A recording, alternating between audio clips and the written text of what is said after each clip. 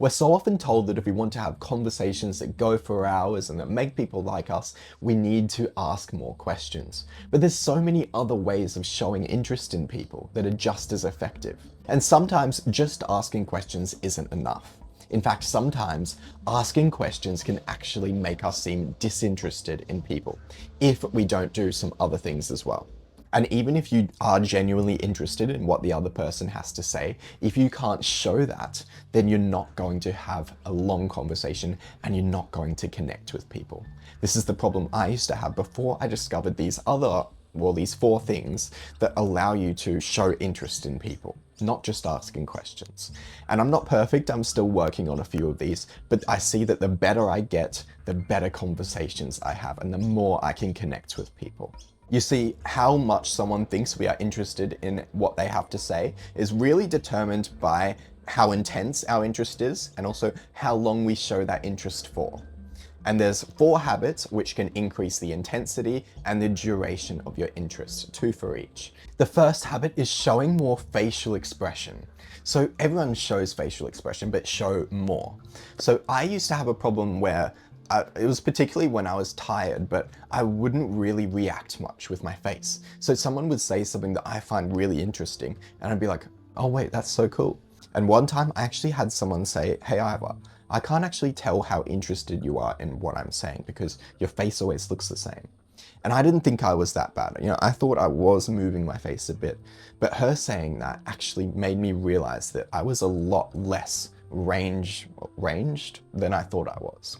And so I attempted to move my face a bit more, show greater range of facial expression, and as a result, I saw that people could actually see when I was interested in things, and then that gave them permission to keep talking. So longer conversations, obviously.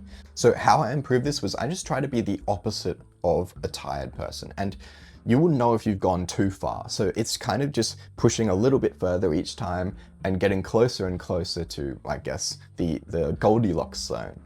And it's just trial and error. And I think the Goldilocks zone is further than you think. Like, if you overreact and like, what? As long as you're being genuine, like, you're not just, they've said something you have no interest in whatsoever, and you've gone, really? If you actually are kind of interested and you're just showing more facial expression than you normally would, it's not really going to come across as fake.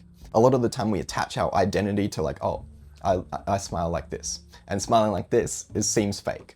But really, if you were to gradually build it up and get used to that, that would just be the new you who smiles a lot like this. So don't be afraid to gradually improve your facial expression. And the second habit, which increases your intensity of interest that you're showing in people, is to use a wider range of reactions to what people are saying. So you might say like, that's crazy. That's something I used to use like all the time. I would always just say, damn, that's crazy. That sucks. And I had like those 2 lines that I relied upon way too much. And it comes across as like, you just don't really care that much. You're just saying the canned lines. And what I like to do is I actually like to give some longer lines. And a personal favorite of mine is, wait, keep talking. This is so interesting. And there's tons of other ones. I've got a list here. You're inspiring me right now. Keep talking. This is so interesting. I don't believe you. There's no way. That's actually infuriating. And you see, you combine this with the facial expression.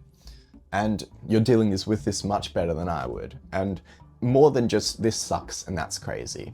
And you can come up with these on the spot, or you can prepare them, whatever. When you say something, the other person has to react, like they have to nod or they have to say damn every now and again.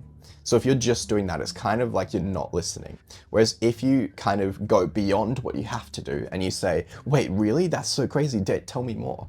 Then that shows that you're going beyond the bare minimum, and that shows that you are actually listening.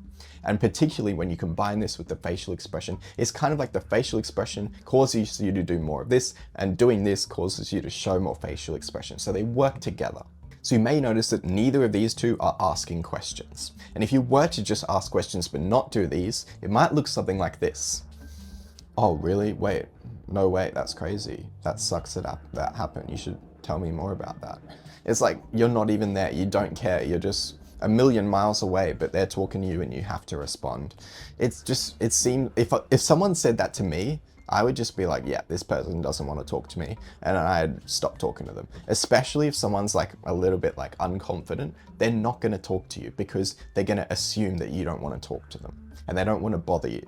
And when people are telling you something, they want you to feel a certain emotion. So if they tell you like a crazy story and you're just like, damn, that's crazy. What happened next? You know, you're not showing that you're feeling that emotion.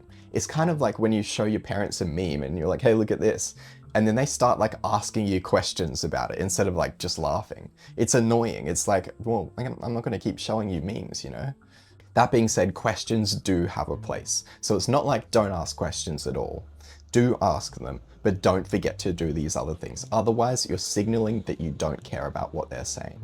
So the third habit, which is to do with increasing duration, is asking questions. So after you've reacted initially and you've gone, wait, really? No way.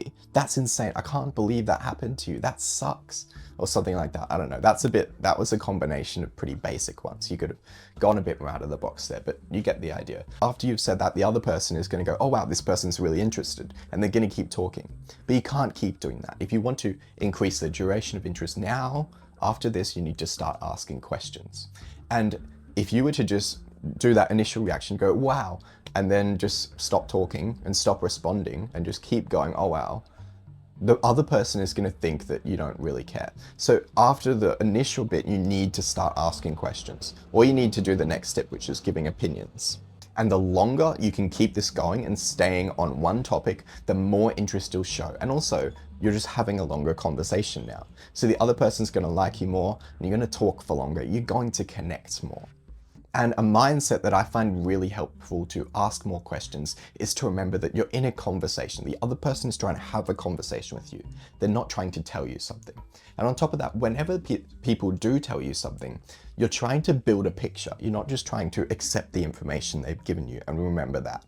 Because even if we're just talking about memory, if you're trying to remember something they've told you, the best way to do that is to build a whole picture rather than remember this one fact. So don't focus on remembering it. Focus on asking more questions that build a whole picture. So if they say something like, I got stung by a bee, where? Can I see? What does it look like? Where were you when you got bitten? How did it hurt? What did it feel like? Was it more like an ant sting or like a jellyfish bite? What did it feel like? This is so interesting. Tell me more. There's so many questions you can ask, and even if it's not, I got stung by a bee, because that's kind of an easy one, you're just building a picture around what is the other things I'm curious about. How can I just imagine this whole scenario in my head? And it can be more emotional, like non-tangible stuff. It doesn't have to be where were you, what did it feel like? It can be like, oh, what did they say after that? You know, when did this happen? Like, what prompted him to say that, or whatever? Or maybe like, how did he react to that? Or like, what do you think was going through his head when he said that? Or like, you know, something like that. So you're building out the scene, or you're building out all the characters. And remember to combine this with the facial expression and stuff, because if you just do this in a completely monotone voice, it's going to signal disinterest, and it's going to signal that you're just trying to keep the conversation going, but you don't really care what they're saying. And the fourth habit you can do, which also increases the duration of your showing interest, is that you can ask, like, you can give your opinions, basically. So it's not always, you don't always have to be asked for your opinion to give it. Now, you do need to be respectful, and you do need to be careful with this. So generally, it's more acceptable to share your opinion when it's not about what the person telling this story, who you're talking to, should have done. So, I mean, a bad example of this would be, actually, literally just yesterday, I was telling this person I was talking to that I was going to be a YouTuber, and I dropped out of uni. And this guy overheard me and decided, unprompted, he was going to give his opinion. And he said, I don't think that's a good idea. You know, I think the chances of success are low, and it's a bit rigged. So, and what if you get cancelled? So I don't think you should do it. And I was like, bro, did I ask for your opinion? Like, when did I say this? You haven't said like, oh, like, I don't agree with this, but you go for it. You've literally just said like, I disagree with you. And I wasn't even talking to you. I was talking to my friend over here. So that's an example where it's just, he was trying to just continue the conversation and stuff. He wasn't trying to just criticize me and be mean, but you can't always just use it to continue the conversation. Sometimes silence would be better than just hurting the other person. So if I was saying though, my friend wants to be a YouTuber, they'd say, wow, that's so cool. I really support that. I feel like it's hard to get into though, and you say it in like a more nice way. And if you're ever worried about the opinion thing, you just always follow it up with, what do you think? So, oh, really? I feel like bee stings hurt less than ant bites. What do you think? And you just frame it as like, I'm not telling you should believe this. I'm just saying, this is what I think, but I'm not sure. What do you think? If you frame it that way, there's a low chance it's going to be offensive, and it's a high chance it's going to open up a really deep, insightful conversation where you have the ability to connect deeply with the other person. So if you do these 4 habits, you show more facial expression, you use a wider range of reactions, not just that's crazy, and you ask more questions to build a picture, so you collect information, and you also, what was the last one that I just said? Give your opinions on stuff when it's not super sensitive, then you'll be well on your way to having much longer conversations and connecting with people much more deeply. And people might just become addicted to talking to you. So next time you're in a conversation, pick one of these and give it a go. You know, you can literally just do them straight away by putting more effort into them. Go slightly out of your comfort zone each time, and hopefully that'll help just like it worked for me. So I hope this helps. Have a great day.